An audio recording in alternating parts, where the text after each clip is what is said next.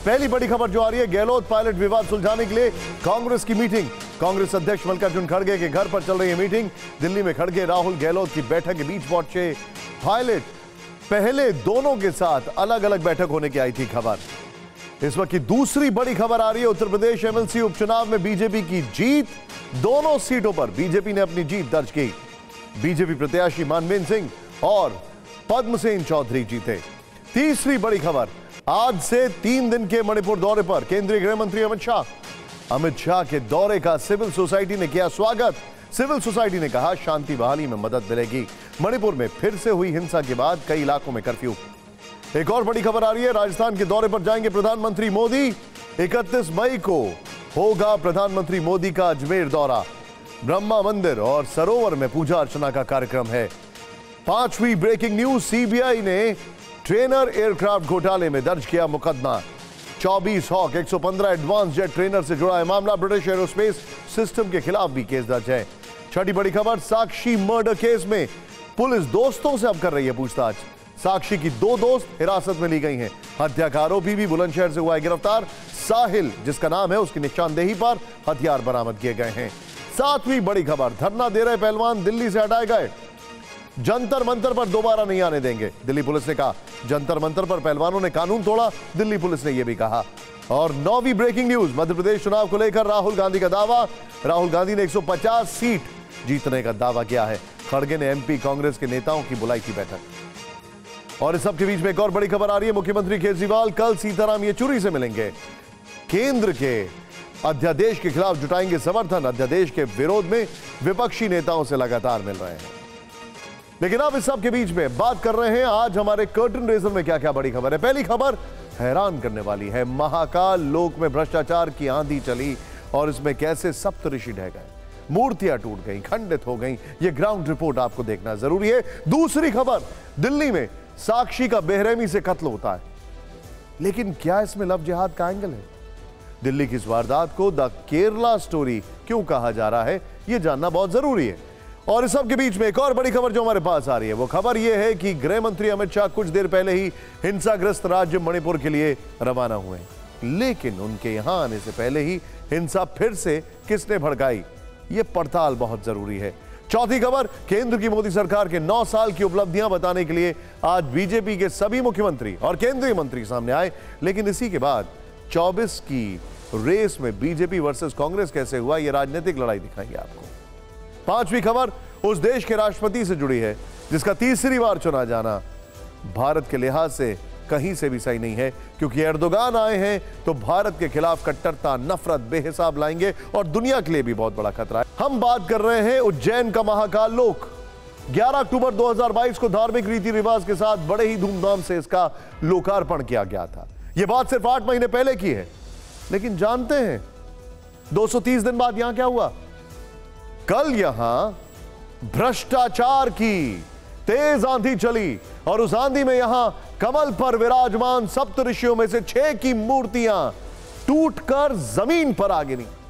इनमें से किसी का हाथ टूट गया, किसी की गर्दन टूट गई। विश्वामित्र से लेकर ऋषि गौतम तक की 10 से 25 फीट की मूर्तियां आंधी का दबाव सह नहीं पाई और खंडित हो गईं। इस दौरान हवा की रफ्तार क्या थी, ध्यान से सुनिएगा। एक अनुमान के मुताबिक सिर्फ 30 किलोमीटर प्रति घंटा, यानी इतनी कम स्पीड होने के बावजूद महाकाल लोक में अनर्थ हो गया। यह तब है जब मॉनसून अभी आया नहीं है और पहले ही आंधी बारिश से यह हाल हो गया।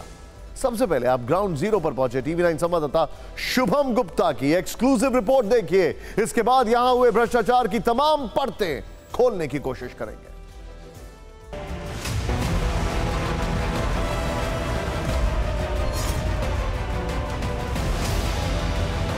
महालोक बनाने में भ्रष्टाचार हुआ है और अगर हुआ है तो इसका जिम्मेदार कौन?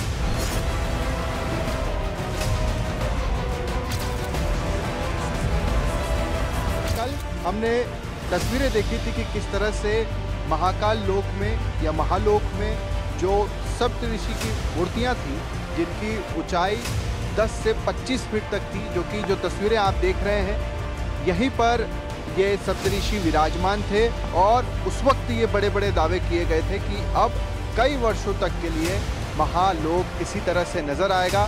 एक तरह से 100 सालों तक का ये काम कर दिया गया है। मगर पहली बारिश थी, या कहें कि पहली बार ही आंधी तूफान इस तरह का तेज आया था, और उसके बाद इस तरह से ये जो 7 मूर्तियां थी, इसमें से 6 मूर्तियां नीचे गिर गई और एक मूर्ति पर क्रैक आ गया।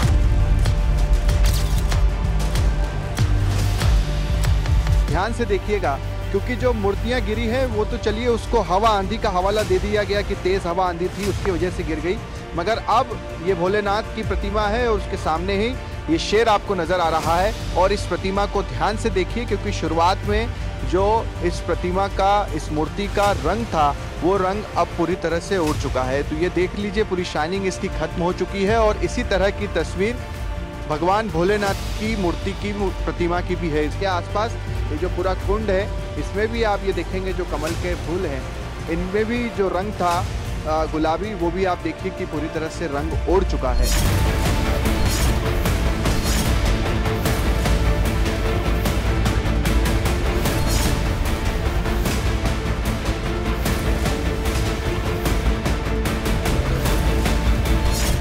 भारतवर्ष पर आप वो तस्वीरें देखेंगे जो अब तक कहीं पर भी आपने नहीं देखी होगी। जिन मूर्तियों का जिक्र लगातार हो रहा है, उन मूर्तियों की तस्वीरें हम आपको दिखाने जा रहे हैं। दरअसल एक खास जगह पर इन मूर्तियों को रखा गया है। पहली ही हवा आंधी में ये मूर्तियां नीचे गिर गई थी। तो ये तस्वीरें आप देख रहे हैं, एक साथ सप्तऋषि की मूर्तियां हैं, और किसी की गर्दन टूट गई, किसी का हाथ टूट गया, किसी मूर्ति में दरारें आ गई। और आप ये देखिए कि इन मूर्तियों की अगर आप लंबाई देखेंगे तो तकरीबन 10 से 25 फीट तक की इनकी लंबाई है, और उसके बाद ये प्रतिमाएं इस तरह से खंडित हो गई है। तो बड़े सवाल इसे लेकर उठ रहे हैं। और शुरुआत में ये कहा जा रहा था कि ये प्रतिमाएं पत्थर की बनी हुई है, मगर बाद में पता चला कि ये तो FRP की बनी हुई है।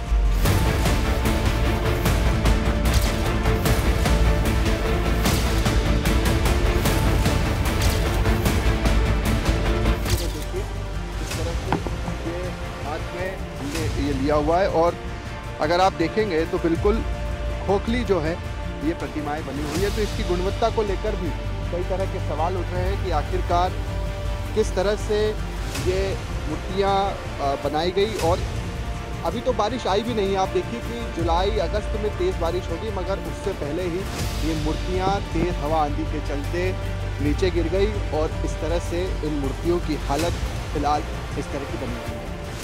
कैमरा पर्सन मुकेश के साथ शुभम गुप्ता, TV9 भारतवर्ष, भोपाल।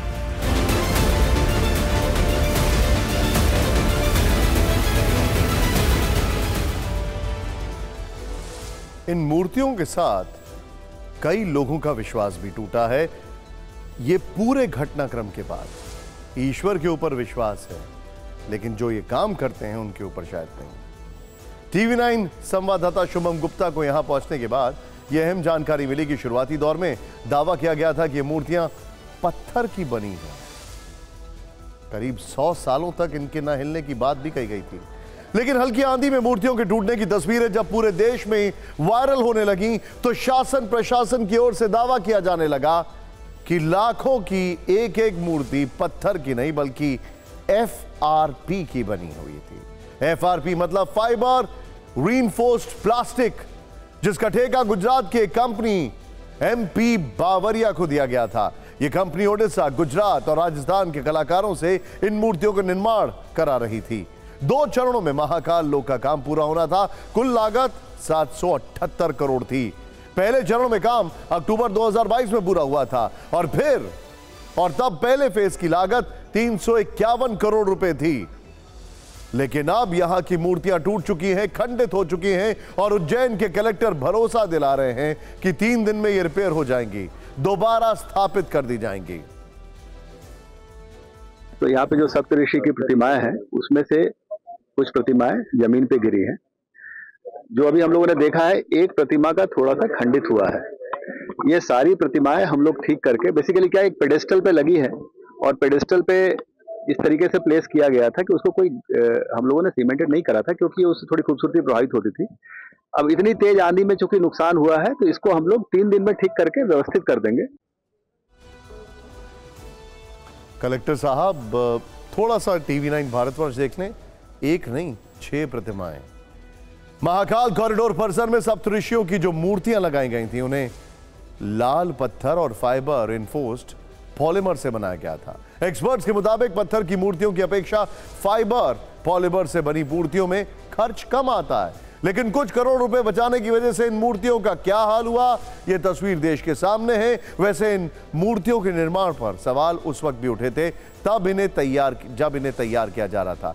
तब महाकाल लोक के निर्माण में गड़बड़ी की शिकायत मिली थी। उस समय लोकायुक्त ने 3 IAS समेत 15 अधिकारियों को नोटिस भेजा था। इस मुद्दे पर विधानसभा में भी सवाल पूछे गए थे। तब सरकार का गोलमोल जवाब था और बावरिया कंपनी के अधिकारियों ने कहा था कि FRP यानी फाइबर रिइंफोर्स्ड पॉलीमर की मूर्तियां मजबूत होती हैं, इनका सालों साल कुछ नहीं बिगड़ेगा, इनमें किसी भी तरह की टूट फूट नहीं होगी। इन्हें ऊंचाई पर इसलिए लगाया गया था ताकि परिसर में आने जाने वाले लोग इन्हें छू ना सकें। लेकिन हमने जब इन दावों पर उज्जैन के प्रसिद्ध मूर्ति कलाकार उज्जैनी शिल्प के सरीश वाडिया और रघुनंदन नरवारिया से बातचीत की तो उन्होंने एक लाइन में भ्रष्टाचार का यह पूरा खेल समझा दिया। कहा कि यहां जो मूर्तियां स्थापित की गई थी उनकी क्वालिटी अच्छी नहीं थी, वो बहुत हल्की बनी हुई थी और इसमें लोहे का इस्तेमाल भी नहीं हुआ था। कि मेरी प्रतिमा 1% इधर से उधर नहीं हुई, क्योंकि इसमें स्ट्रक्चर जो बना हुआ है बहुत हेवी बना हुआ है और मटेरियल बहुत अच्छा यूज़ किया हुआ है। वो मूर्तियाँ क्या है कि सही मटेरियल से नहीं बनी होगी, है ना, इस कारण से हो सकता है कि वो मूर्तियाँ गिर गई हैं। उस मूर्तियों में राडारन का स्ट्रक्चर नहीं है, मुझे लग रहा है, यानी जैसे मैंने जो फोटो देखा है वो राडारन का स्ट्रक्चर ना होने के कारण वो मूर्तियाँ गिर गई। यानी टैक्स देने वाली जनता के साथ छल किया गया और खंडित मूर्तियों को मरम्मत कराकर फिर से लगाए जाने की बात करोड़ों हिंदुओं की आस्था से खिलवाड़ जैसा लग रहा है। इसीलिए इस मामले पर सियासत भी तेज हो चुकी है। कांग्रेस इस घटना को लेकर बीजेपी सरकार पर भ्रष्टाचार के आरोप लगा रही है, तो बीजेपी का कहना है कि आपदा में राजनीति करना कांग्रेस की पुरानी आदत है।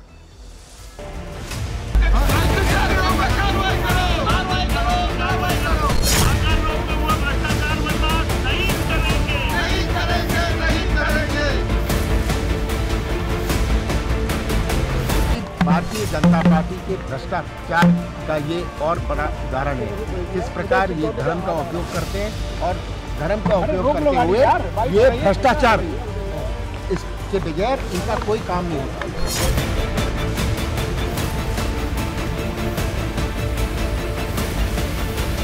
ये बवंडर आया था, प्राकृतिक आपदा थी और उस बवंडर पर, लेकिन इससे कोई दिक्कत इसलिए नहीं है कि वो गारंटी पीरियड में है अभी पूरा का पूरा, और गारंटी पीरियड में होने के कारण से वहां पर जो भी नुकसान होगा वही ठेकेदार स्वयं पूर्व में बना के देगा।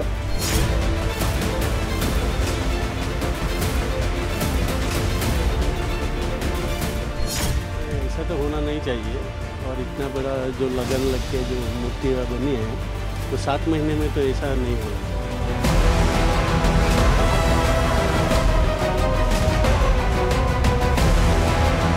ऑफिशियल्स हैं उनके पास से मांगना चाहिए बजट के, भाई बताओ कि कहाँ कि क्या क्वालिटी का चीज़ यूज़ किया है।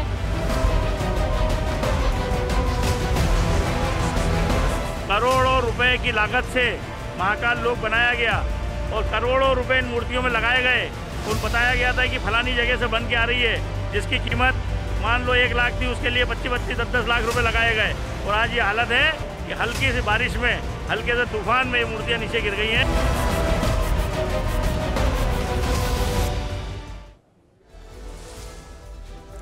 महाकाल लोक कॉरिडोर 900 मीटर लंबा है। यहाँ 160 मूर्तियां हैं जो भगवान शिव और ऋषियों के अलग अलग स्वरूप को दर्शाती हैं। यहाँ 2 भव्य द्वार हैं, नंदी द्वार और पिनाकी द्वार बने हैं। त्रिशूल डिजाइन के 108 स्तंभ हैं। शिव पुराण की कहानियों को दर्शाने वाले 50 भित्ति चित्र बने हुए हैं। लेकिन तीसरे ज्योतिर्लिंग महाकालेश्वर का यह अद्भुत, विहंगम और विश्व प्रसिद्ध कॉरिडोर शायद भ्रष्टाचार की भेंट चढ़ गया, क्योंकि दूसरी तरफ देखिए तो आपको 5वें ज्योतिर्लिंग केदारनाथ में आई तबाही याद होगी। मान्यताओं के मुताबिक केदारनाथ करीब 1000 वर्ष पुराना है। बताया जाता है कि यह मंदिर करीब 400 वर्षों तक बर्फ में भी दबा रहा। इसी मंदिर में साल 2013 में बहुत बड़ी आपदा झेली। उस वक्त भी न मंदिर को नुकसान हुआ, न मंदिर के बाहर लगे भगवान शिव की सवारी कहे जाने वाले नंदी को। वैसे अगर केदारनाथ मंदिर की आपदा और सप्तऋषियों की मूर्तियां खंडित होने की घटना की तुलना ना भी करें तो भी ये कहा जा सकता है कि केदारनाथ जैसे पुराने मंदिर इतनी भीषण तबाही में नहीं हिले तो 10 से 12 फीट की ऊंची ऊंची मूर्तियां एक आंधी में कैसे उखड़ गईं? सवाल सबसे बड़ा यही है।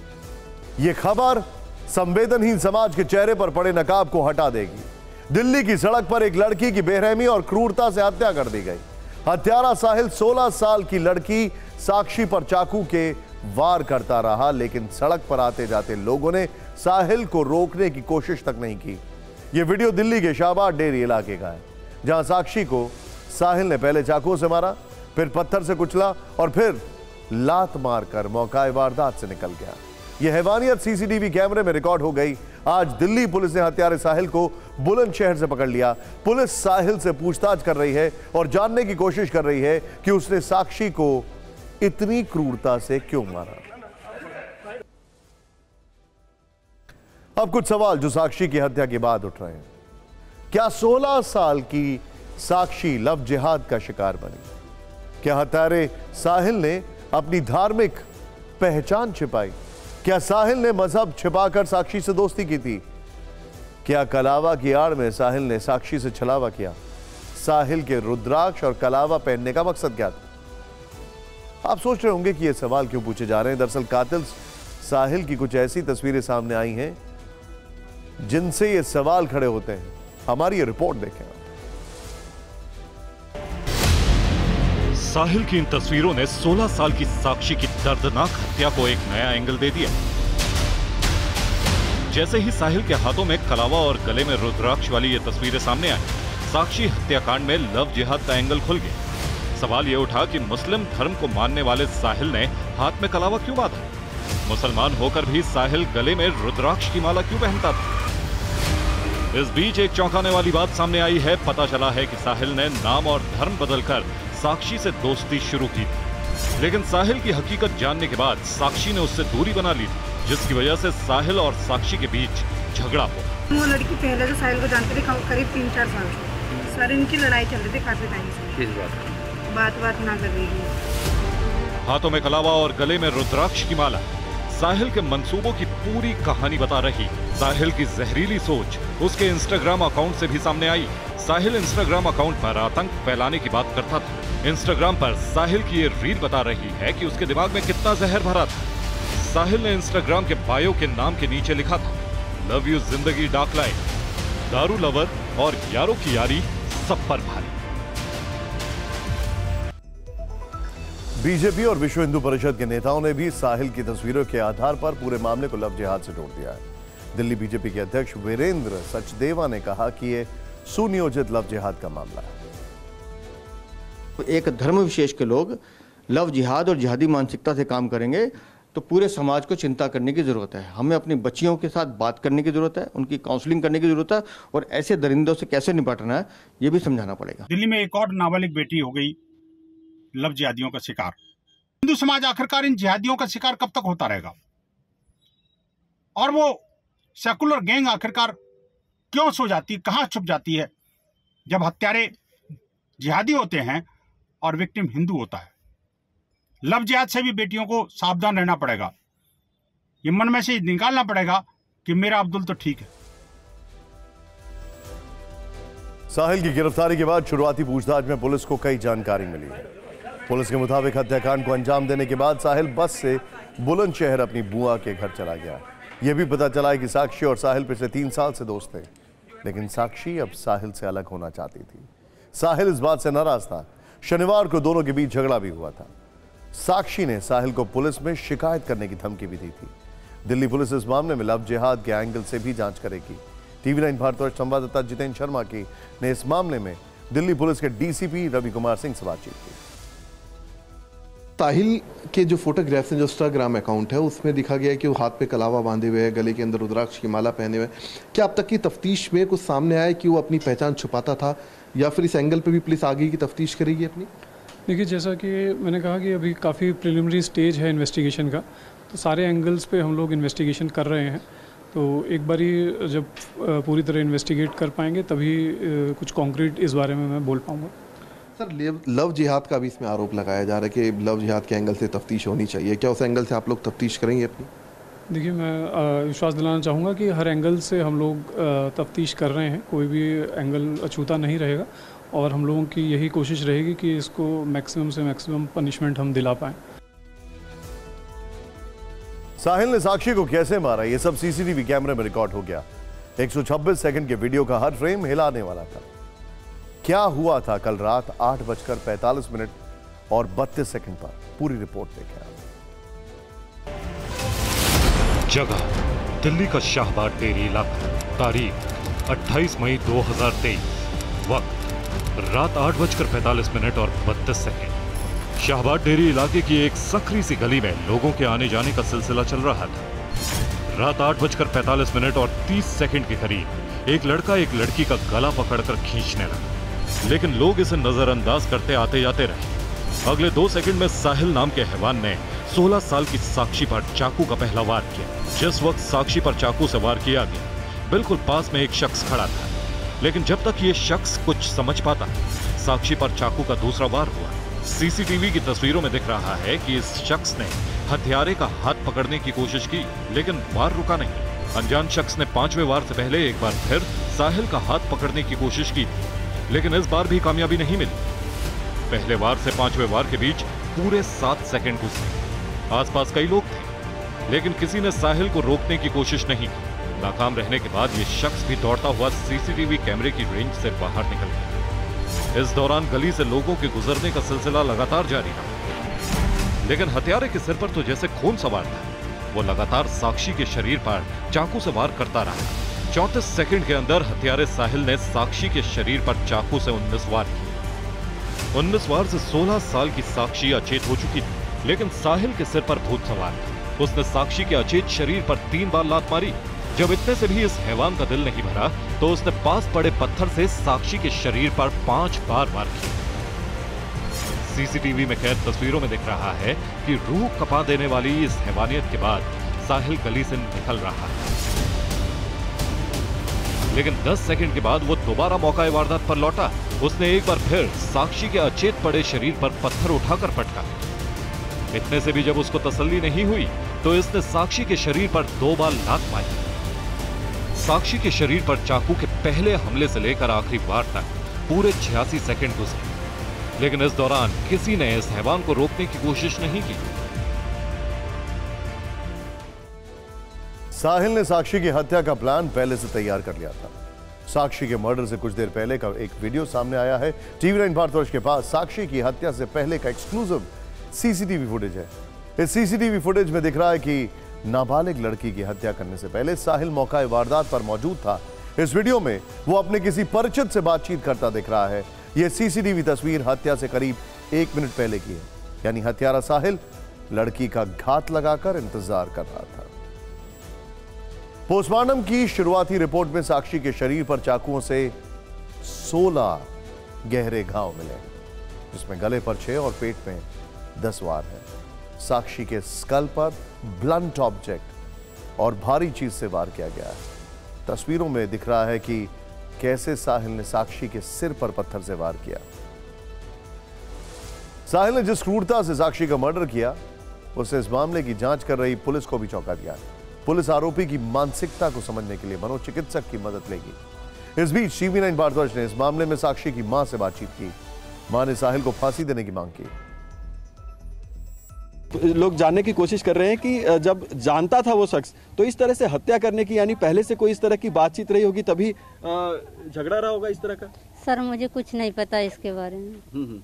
मैं जो जानता मैं वही बताया। मुझे कुछ नहीं मालूम क्या बात हुई, कल क्या बात हुई, मुझे कुछ भी नहीं पता। अच्छा, एक बात बताइए कि आपकी बेटी आप लोगों के साथ ही रहती थी घर पे? नहीं सर, आज 15 दिन से वो नीतू घर पे रहती थी। उसका आदमी जेल में बंद है। उसने बोले कि मेरे पास रहेगी, मैं 2 बच्चे से छोटे छोटे और मैं दोनों एक ही साथ रह लूंगा, मेरा आदमी छूट के आ जाएगा, भाभी तुम्हारे घर में छोड़ जाऊंगी। 1:30 बजे फिर मैंने बात बोला, साक्षी तू कब आएगी? बोली मम्मी जो है मैं आ जाऊंगी, बर्थडे है उसका, फिर वो भैया छूट के आ जाएंगे तो मैं घर आ जाऊंगी, तू टेंशन मत कर, मैं तेरा बेटा बन के दिखाऊंगी। अब साक्षी की हत्या सड़क पर हुई। कातिल को पुलिस ने एक दिन के बाद गिरफ्तार कर लिया। सवाल सिर्फ एक मर्डर का नहीं है, सवाल यह भी है कि एक लड़की की हत्या हो रही थी और उसे बचाने कोई नहीं आया। लोग आराम से खड़े होकर यह तमाशा देख रहे थे, उन्हें फर्क नहीं पड़ रहा था। सवाल लोगों की संवेदनशीलता का है, इंसानियत का है, जो दिल्ली की इस वारदात में कहीं नजर नहीं आई। 80 सेकंड तक दिल्ली की सड़क पर एक बेटी पर चाकू, पत्थर और लातों से वार होते रहे, लेकिन दिल्ली वालों का दिल नहीं पसीजा। 1 मिनट 26 सेकंड तक हत्यारे ने 16 साल की साक्षी पर चाकू से 19 वार किए, 6 बार पत्थर से कुचला और 4 बार लात मारी। लेकिन शाहबाद डेरी इलाके के लोग इस हैवानियत पर तमाशबीन बने रहे। हैवान साहिल साक्षी के जिस्म पर चाकू मार रहा था और देखिए लोग किस तरह रुक रुक कर उस खौफनाक मंजर को देख रहे हैं। सीसीटीवी की तस्वीरें बता रही हैं कि एक एक करके 17 लोग मौकाए वारदात से होकर गुजरे, लेकिन सिर्फ एक ने हत्यारे को रोकने की कोशिश की, दूसरा कोई इस हैवान को रोकने की हिम्मत नहीं जुटा सका। सवाल यह है कि हमारा समाज ऐसा क्यों है? लोग पूरे 86 सेकंड तमाशा देखते रहे। ऐसा नहीं कि लोग रुके नहीं, तमाशबीनों की भीड़ साक्षी की चीखें सुनती रही, लेकिन भीड़ में ऐसे 2 लोग नहीं थे जो एक साथ हिम्मत करके साहिल को रोक लेते। इस वीडियो को ध्यान से देखेंगे तो समझ आएगा लोग कितने आराम से आ जा रहे हैं। तमाशा देख रहे लोगों को ना तो कोई घबराहट हो रही है, ना कोई जल्दबाजी। दिल्ली के शाहबाद इलाके में करीब 1.25 मिनट तक मौत का बेरहम मंजर चलता रहा। साहिल के चाकुओं के वार ने साक्षी की जान ले ली, लेकिन इस घटना ने दिल्ली वालों की संवेदनशीलता की भी हत्या कर दी। साहिल को फांसी के फंदे तक पहुंचाने के लिए सीसीटीवी की ये तस्वीरें बहुत अहम सबूत हैं। अब दिल्ली पुलिस उस हथियार को बरामद करने की कोशिश में है जिससे साक्षी की जान ली गई। दिल्ली पुलिस के मुताबिक साहिल ने हत्या करने के बाद दिल्ली में ही चाकू छिपा दिया था।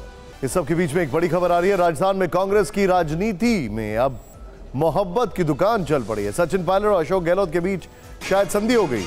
अशोक गहलोत और सचिन पायलट दोनों को आज दिल्ली बुलाया गया था। कांग्रेस अध्यक्ष खड़गे के घर पर पहले राहुल गांधी, खड़गे और गहलोत की बैठक हुई, उसके बाद उस बैठक में सचिन पायलट भी पहुंच गए।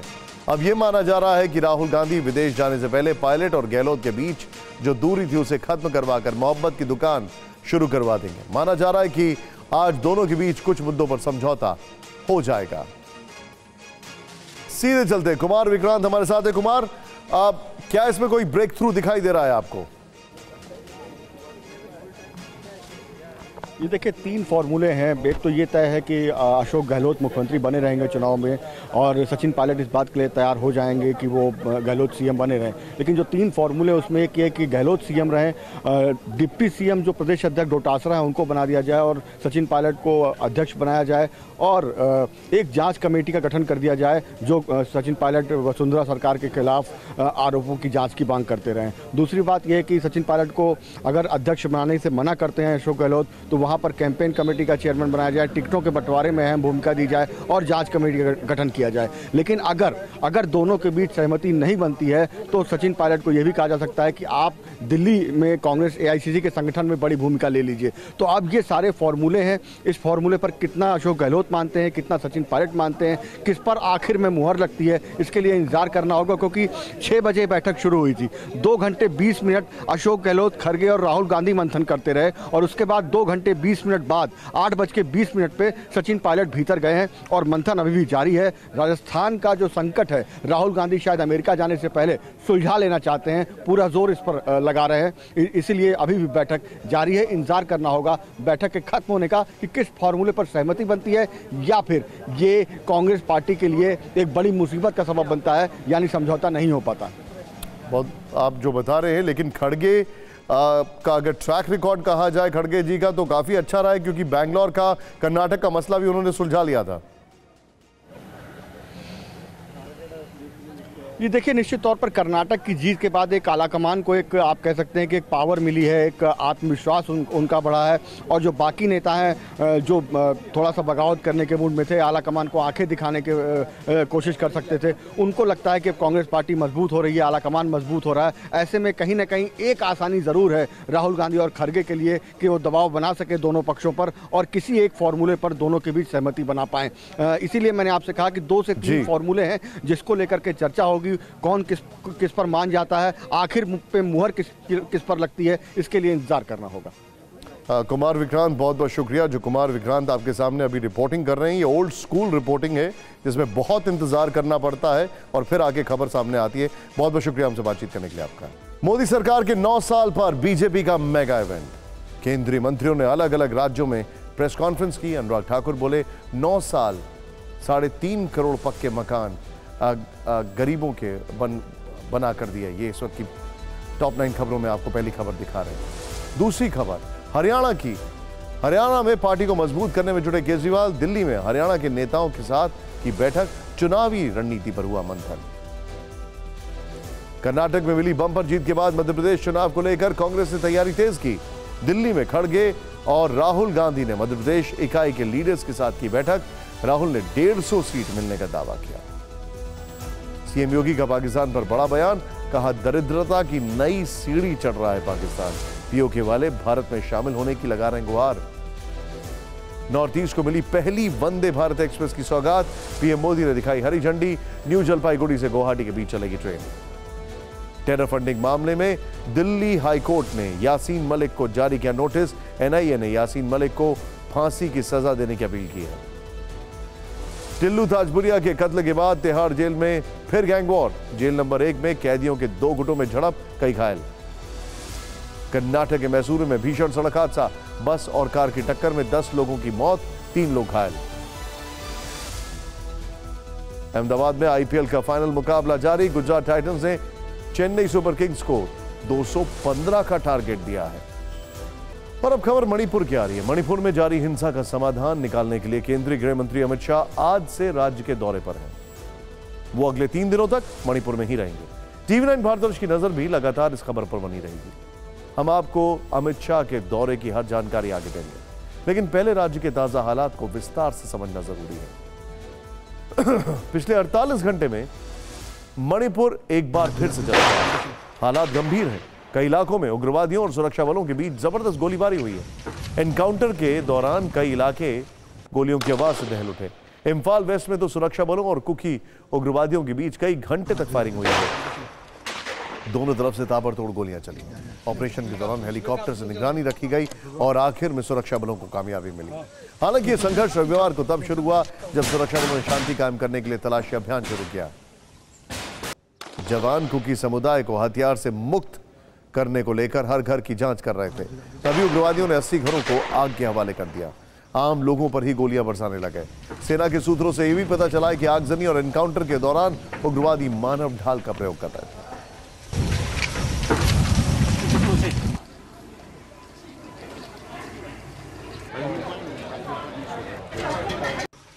तस्वीरें आपके सामने हैं किस तरीके से वहां पर जबरदस्त तबाही का मंजर दिखाई दे रहा है।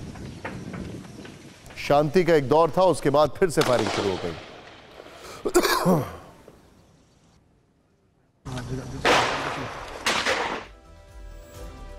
मणिपुर सरकार का दावा है कि सेना के ऑपरेशन ने उग्रवादियों की कमर तोड़ दी। अब तक एनकाउंटर में 40 कुकी उग्रवादी ढेर कर दिए गए हैं। पुलिस के मुताबिक चुरचांदपुर, काकचिंग, इम्फाल पूर्व और इम्फाल पश्चिम इन 4 जिलों में मुठभेड़ हुई है। मणिपुर सरकार का यह भी दावा है कि AK-47, M16 और स्नाइपर राइफलों से सेना पर फायरिंग हुई है। आम लोगों पर गोलीबारी करने में भी इन आधुनिक हथियारों का इस्तेमाल हुआ है। इस हिंसा में एक पुलिसकर्मी समेत 5 लोगों की मौत हुई, 12 घायल हो गए। राज्य में हिंसा के कारण 1 महीने में करीब 80 लोगों की जान जा चुकी है।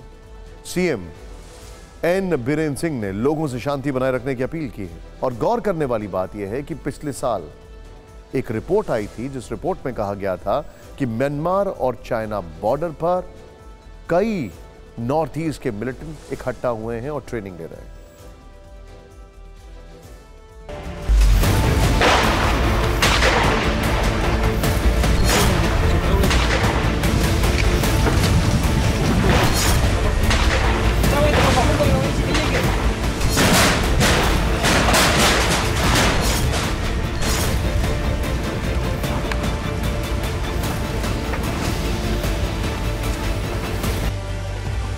उग्रवादी समूहों के खिलाफ कार्रवाई के लिए ऑपरेशन चलाया जा रहा है।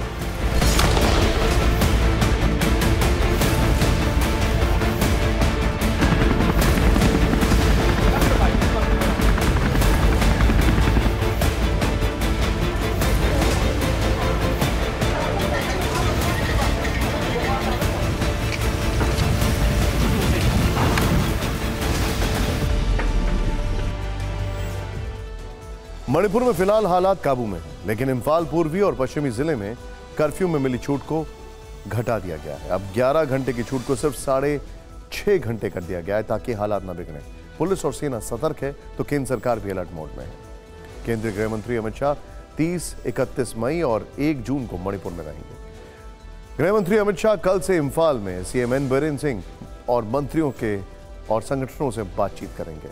वो कुकी और मैतेई समुदाय के संगठनों से अलग अलग मिलेंगे और उनकी समस्याओं को सुनेंगे। गृह मंत्री लोकल बीजेपी नेताओं से भी मिलेंगे और कुकी मैतेई विवाद निपटारे में पार्टी की भूमिका को भी तय करेंगे। इस बीच मणिपुर की सिविल सोसाइटी कोकोमी यानी coordination committee of Manipur integration ने गृह मंत्री अमित शाह के इम्फाल दौरे का स्वागत किया। कोकोमी ने अपने बयान में कहा है कि केंद्रीय गृह मंत्री के दौरे से असर पड़ेगा और शांति के लिए सकारात्मक माहौल बनेगा। अब यहां आपको एक बार फिर से हम बता देना चाहते हैं कि मणिपुर में पिछले 1 महीने से जारी हिंसा की वजह क्या है। मणिपुर में 38 लाख की आबादी में आधे से ज्यादा मैतेई समुदाय के लोग हैं। यहां मैतेई समुदाय आदिवासी दर्जे की मांग कर रहा है। दूसरी तरफ कुकी और नागू समुदाय दर्जा देने के विरोध में है। मैतेई समुदाय ने दर्जा हासिल करने के लिए मणिपुर हाईकोर्ट में याचिका दी है। 3 मई को कोर्ट ने सिफारिश पूरा करने के निर्देश दिए। फैसले के विरोध में चुरचांदपुर में रैली बुलाई गई। रैली के बाद ही कई जगहों पर तोड़फोड़ और हिंसा हो गई। अब बात इसरो के आत्मनिर्भर प्लान की, कामयाबी की नई उड़ान की, जिसमें मुश्किल से मुश्किल चुनौती को फतेह करने का जज्बा है। भारतीय अंतरिक्ष अनुसंधान संस्थान इसरो ने आज एक बार फिर से साबित कर दिया कि वो सर्वश्रेष्ठ है। उनके वैज्ञानिकों में इतिहास रचने की क्षमता है। हम बात कर रहे हैं भारत की उस आंख की जो स्पेस से सब पर नजर रखेगी। आज ही नेविगेशन सैटेलाइट NVS-01 को सफलतापूर्वक लॉन्च किया गया। इसरो के वैज्ञानिकों ने इसे सतीश धवन अंतरिक्ष केंद्र के दूसरे लॉन्च पैड से लॉन्च किया। इस सफलता के पीछे कहानी काफी दिलचस्प है, लेकिन पहले ये रील देखिए। और सफलता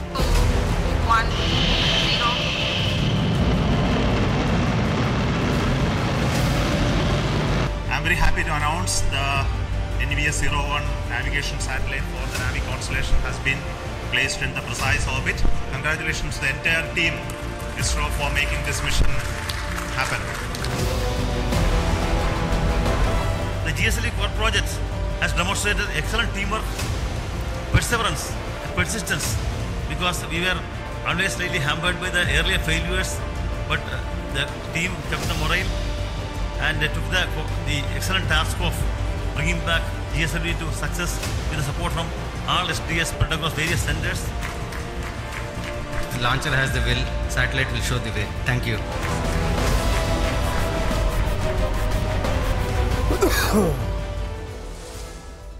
हम आपको इस ऐतिहासिक सफलता के पीछे की कहानी बताएं इससे पहले एक नजर में NVS-01 सैटेलाइट की खासियत और फायदे जान लीजिए। NVS-01 7 सैटेलाइट का एक समूह है जो अंतरिक्ष में ग्राउंड स्टेशन की तरह काम करेगा। आज हम NVS-01 सैटेलाइट के जरिए पहले ज्यादा डिटेल और बेहतर लोकेशन ट्रैक कर सकेंगे। इस सैटेलाइट से भारत और आसपास का करीब 1500 किलोमीटर का क्षेत्र निगरानी क्षेत्र में आ जाएगा। हम यूजर की 20 मीटर तक की सटीक पोजीशन जान सकेंगे। संवेदनशील इलाकों की निगरानी में NVS-01 सैटेलाइट की बड़ी भूमिका होगी। इसके साथ ही नावाल्क से अमेरिका के GPS पर निर्भरता कम होगी। सैटेलाइट में पहली बार देश में विकसित रूबिडियम परमाणु घड़ी का भी इस्तेमाल किया गया।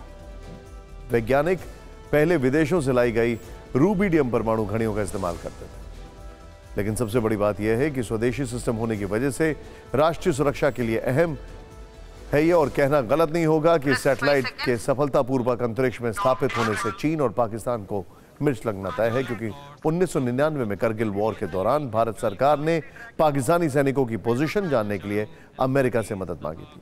तब अमेरिका ने GPS सपोर्ट देने से मना कर दिया था। इसके बाद से ही भारत अपना नेविगेशन सैटेलाइट सिस्टम बनाने में जुट गया और आज इसरो अपने मिशन में कामयाब हो गया। अब तो चंद्रयान 3 को भी इसी साल जुलाई में लॉन्च किया जाएगा। और अब खबर उस नेता की जिसका अपने देश में राष्ट्रपति चुने जाना भारत के लिए और दुनिया के लिहाज से बिल्कुल ठीक नहीं दिखाई दे रहा। एक लोकतांत्रिक देश का राष्ट्रपति चुनाव जीतता है तो क्या होता है?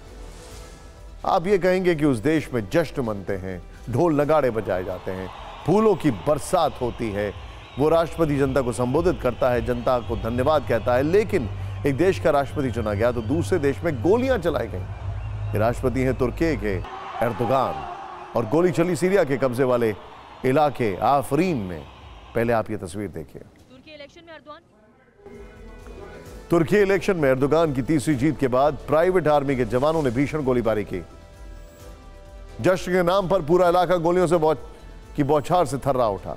स्थानीय मीडिया ने दावा किया कि इस गोलीबारी में एक बच्चे की मौत हो गई है तो कई नागरिक घायल भी हो गए। वहीं एर्दोगान के खिलाफ खुद उनके देश में विरोध प्रदर्शन हुए। हक्कारी और में एर्दोगान के खिलाफ हिंसक प्रदर्शन किए गए। प्रदर्शनकारियों पर वाटर कैनन की बौछार की गई। एर्दोगान के राष्ट्रपति चुने जाने से का लोगों ने जमकर विरोध भी किया। तुर्की में हाल ही में बड़ा भूकंप आया था, जान माल का भारी नुकसान हुआ था। तब माना जा रहा था कि इसका नुकसान एर्दोगान को चुनाव में उठाना पड़ेगा, लेकिन इलेक्शन में उनको 52.16% वोट मिले, जबकि विपक्ष के साझा उम्मीदवार कमाल को 47.84% वोट मिले। इस जीत के बाद रूस के प्रेसिडेंट पुतिन ने बधाई दी। प्रधानमंत्री मोदी ने भी ट्वीट करके एर्दोगान को बधाई दी है। उन्होंने ट्वीट में लिखा कि भारत को भरोसा है कि तुर्की से द्विपक्षीय संबंध और वैश्विक मुद्दों पर सहयोग आने वाले समय में भी जारी रहेगा और बढ़ेगा। लेकिन यह बात पूरे हिंदुस्तान को मालूम है कि एर्दोगान की सत्ता में आने के बाद से भारत के साथ उसके रिश्ते सहज नहीं रहे। पिछले 9 साल में पीएम मोदी ने मिडिल ईस्ट में कई देशों का दौरा किया, लेकिन वो तुर्की नहीं गए। 2019 में एक वक्त ऐसा आया था जब वो तुर्की की यात्रा पर जाने वाले थे, लेकिन ऐन वक्त पर दौरा रद्द हो गया। ये उस समय की बात है जब 5 अगस्त 2019 को अनुच्छेद 370 हटाकर कश्मीर का विशेष राज्य का दर्जा खत्म किया गया था।